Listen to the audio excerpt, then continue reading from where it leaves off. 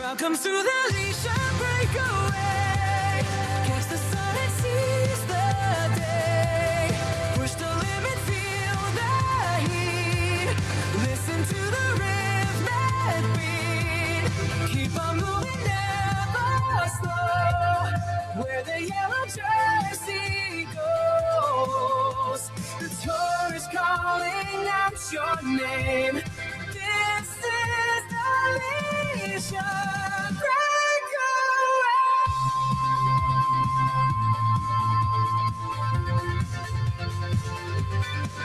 All right. That's right. It's time for day 3 of the Cycling Men of Leisure's Leisure Breakaway. And that's our little mini podcast to give you an update on what happened on day 3 of the Tour de France. I am Michael, and with me, as always, is Adam. Hello. And today, if you could see us, you'll see that I have true Americana for a golf polo today. The little red, white, and blue. And I'm wearing a cycling hat here, and it almost matches your shirt. We did not do that deliberately. It is the same color as blue and same colors as red. Advertising a French company, but that's beside the point. So this is my annual golf polo I usually wear at this time. And just as we were going to record, I said, I want to wear something. And because I wore this golfing over the 4th of July, I thought today was good. So I hope you washed it.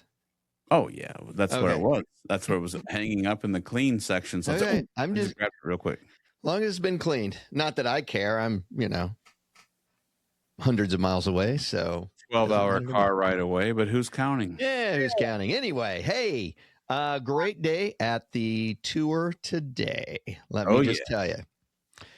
Give you a little rundown. Today was day 3. They rode 195.9 kilometers to our American friends. That's 121.7 miles. Started at Granollers,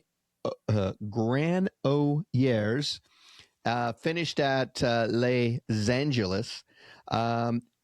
Here's something that's just incredible. The average temperature today. You have any idea? 90. There, not at your place. There. Well, I'm being serious. I know they're going through some record highs over there. I'm going to say 95 Fahrenheit. The average temperature, and it fluctuates because they're going 120 some miles. 32 degrees Celsius. That's 90 degrees Fahrenheit. It actually exceeded 95 degrees early in the stage, but it averaged out to be 90. That is one long hot day. We've been paying attention to European weather. We're going there in September. Not that it's going to be, I hope it's not anyway, but we've definitely been watching the record high. So it's very interesting. Okay. The average speed. Today's average speed was 41.216 kilometers, which is 25.6 miles per hour. Oh, yeah. I do that downhill all the time. Downhill. Well, let me tell you, today, the stage 3 marked the Tour's first significant mountain test as the race crossed from Spain over into the French Pyrenees. The day featured nearly 4,000 meters of climb and concluded with an uphill finish, making it the first real opportunity for the general classification contenders to test one another. A strong breakaway. It was awesome today. The breakaway was incredible. That was pretty much animated by Alex Bowden, who collected enough points, mountain points that is, to secure the polka dot jersey for tomorrow. So he'll be king of the mountain. I got to say, the final climb, UAE Team Emirates really just took complete control of the field. Del Toro was there, the winner of yesterday's stage. He really delivered a great lead out for his teammate Tadej Pogacar, which is exactly what he is supposed to do. Toddy just launched out at this great, massive acceleration towards the end. Vingegaard tried. I'll give him points. Tried to respond, but man, Teddy just exploded. couldn't keep up. Basically, it shook up that Toddy did take the win today. Vingegaard is now 2 seconds behind, followed by Richard Carapaz, or at least not overall, but for today. Paul Cesas is 2 seconds behind, and then Tobias Johansson is 4 seconds behind. So the top five were only like 4 seconds away from each other, but it was a great day. Now, a couple crazy things. You mentioned the weather. Yes, sir. They're going through a major drought in France. Lots of forest fires and things like that. Well, the ending was there was a fire that was several miles away, but close enough that the smoke and that type of stuff was creating a hazard. They actually did not let anyone within like 30 miles of the finish line. And anytime you're watching like mountain segments of it, you just see tons of people alongside the road screaming and yelling. Some of them cycled up, some hiked up, some take those big camper vans. Well, today it was like ghost town because no one was allowed up there. So it was really a bizarre mountaintop finish that no one could probably ever remember watching the Tour de France. It was just insane. Excuse me. So that's where we're at for today's race. Do you have anything you want to add? I did. Today I have two interesting pieces of information. So I would like to thank a community member, happens to be my family member, but that's not the point. He's a community member. My cousin Mark, who gave me an interesting fact about history.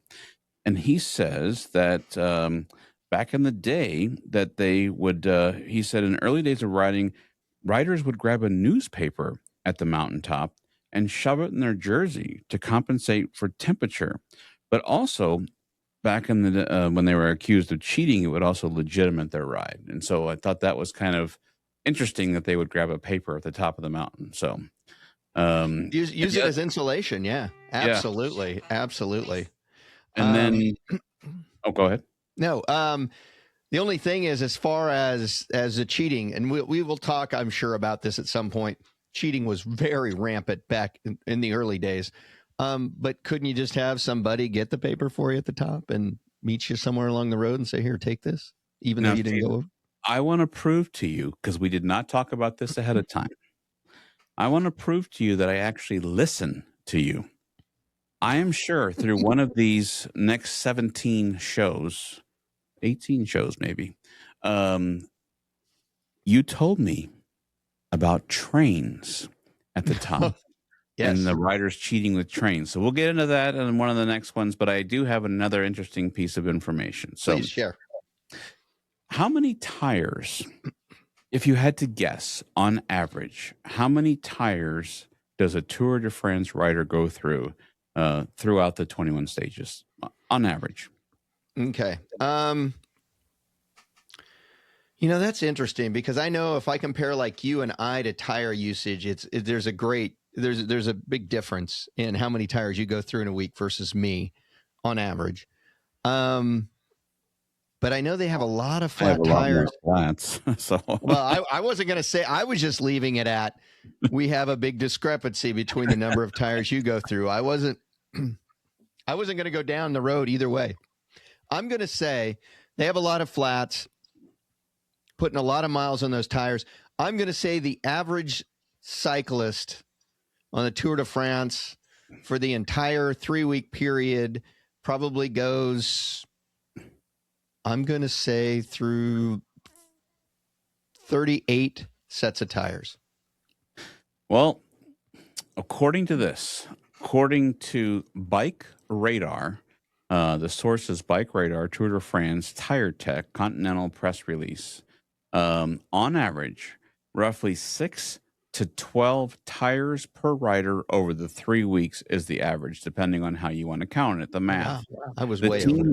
The team mechanics replace tires every 500 to 1,000 kilometers as preventative maintenance, as the tour runs, which is 3,300 kilometers. So riders wear through about 4 to 7 tires, 2 to 3 sets per mileage alone.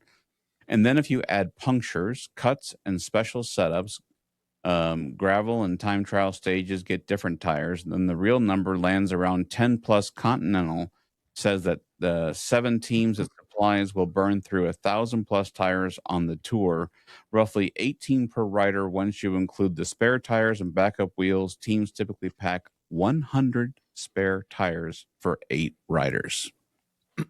There you go. See, I was thinking when you asked that, I started thinking maybe they're just going to preventively replace the tires every single day. So that's how I came up with 38. That makes sense. You would think that they would, except for if they got, a flat or something. But I was kind of interested in that, and so I have a few other pieces, but I can't let them all out on this third show. So I'll be adding some interesting pieces along the way. So, well, cool. We look forward to those interesting tidbits that you're going to add. So, do you have anything else, sir? It was a great day. I'm a little concerned about once every, 4 or 5 years, you have one rider who busts out and by like day 6 or 7 of the ride has pretty much cemented that he's going to win. And it occasionally happens this way. And I hope this year is not that way. I mean, nothing wrong. I have no problems with Toddy. But I like to see it a true race because a lot of times it's like by week 2, it's like, well, this person's going to win. The only way he's not going to win is there's some catastrophic, horrible thing that happens. He falls off the side of a mountain or something, something terrible like that. So I'm really hoping that, they're able to keep this close because it makes for much better watching. But tomorrow, stage 4, give you a brief overview on that. They're starting at Carcassonne, France, and they'll be finishing at Faubourg, France. That is a distance of 113 miles or 181.9 kilometers. It's going to be a hilly stage, and it should be good. And if you watch it on part of the coolness of watching the Tour de France, in my opinion, is they show you a lot of the old churches and castles, and then they give you, Phil and the other guy, can't think of his name right at the moment. Phil Liggett, the main guy, will sit there and give you like an update. It's like, oh, this castle here was built by whomever in whatever years, and that's always cool. Well, the opening town that they start out in is a medieval city. So I think there's going to be a lot of really, really beautiful churches and castles and things that you're going to be able to see along the way. The other thing I'm looking forward to, and that's not going to happen in the mountain stages, but when we get out to the farmland, then you get into the farm art where like farmers like decorate their fields with real intricate and interesting things. But the name I was looking for is Bob Roll. Phil Liggett, Bob Roll do the commentary, but it should be very interesting tomorrow. There's a chance that some other like Joanna Juan Philippe, Vanderpool, Van Aert. There's some chances that they can get in there and potentially win. That they're still looking for extreme heat, that type of stuff. So tomorrow could be a good stage. So that's all I got. All right. Well, I love it. I'll look forward to tomorrow. And until then. Welcome to the Leisure Breakaway. Catch the sun and seize the day. Push the limit, feel the heat. Listen to the riff that beat. Keep on moving, never slow. Where the yellow jersey goes. The tour is calling out your name. This is the Leisure